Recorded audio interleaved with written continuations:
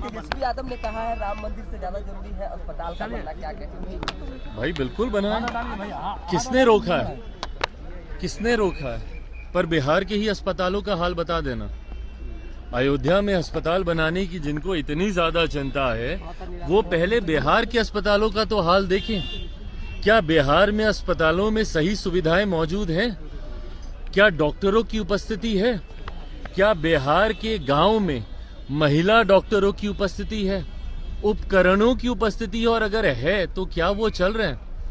बिहार एक ऐसा राज्य है जिसपे देश ही नहीं दुनिया हंसती है कि मोतियाबिंद के ऑपरेशन में किस तरीके से मुजफ्फरपुर में आंखें निकालनी पड़ी 1 दर्जन से ज्यादा लोगों की।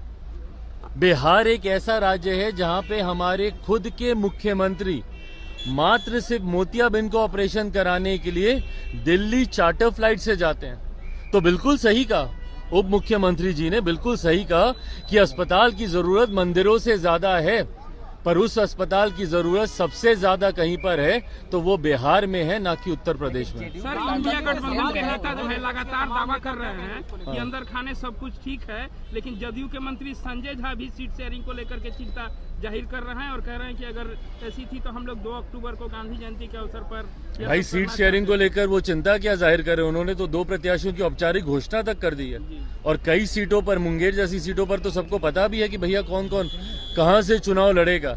यही हाल बंगाल में है। ममता बनर्जी जी मात्र 2 सीटें कांग्रेस को देने को मान रही है वहां पे।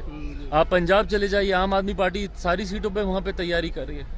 तो इन लोगों का ना सीटों का बंटवारा हुआ, जिस गठबंधन में इतने दिनों के बाद आज तक एक लोगो, एक निशान तक ये लोग फाइनल नहीं कर पाए, जहां पे ये लोग एक संयोजक तक अभी तक नियुक्त नहीं कर पाए, ऐसे में ये तमाम घटक दल एक साथ मिलकर चुनाव लड़ेंगे, ये होता नहीं दिख रहा। सर, एनसीपी के नेता हैं सर शरद पवार, पवार जी, जिन्होंने कहा है कि जिनके हाथ में सत्ता है वो गौमूत्र की बात करते हैं। भाई ये एक ऐसी सरकार है केंद्र में लंबे समय के बाद जो सही मायनों में सबका साथ, सबका विकास और सबके विश्वास की सोच के साथ आगे बढ़ रही है। और यही बौखलाहट दूसरों को है। कभी इनको राम मंदिर बनने में इनको परेशानी होती है, कभी इनको दूसरे विकास के कार्यों से इनकी बौखलाहट दिखती है।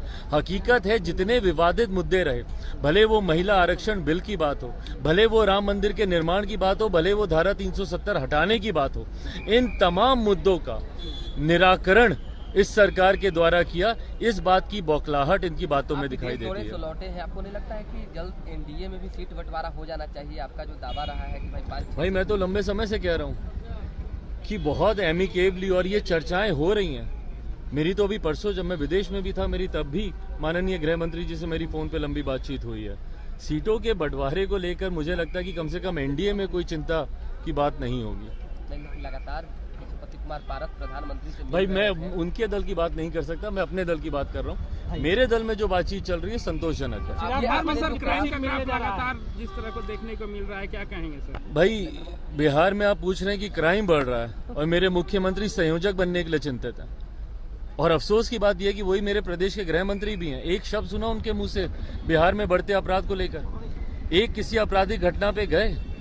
पटना शहर में लूटमार की घटनाएं हो रही हैं, यहां पर एक शब्द बोलने की बजाय मेरे मुख्यमंत्री दौड़े हुए जाते हैं इस उम्मीद से कि किसी की दया उन पर हो जाएगी और उनको संयोजक बना दिया।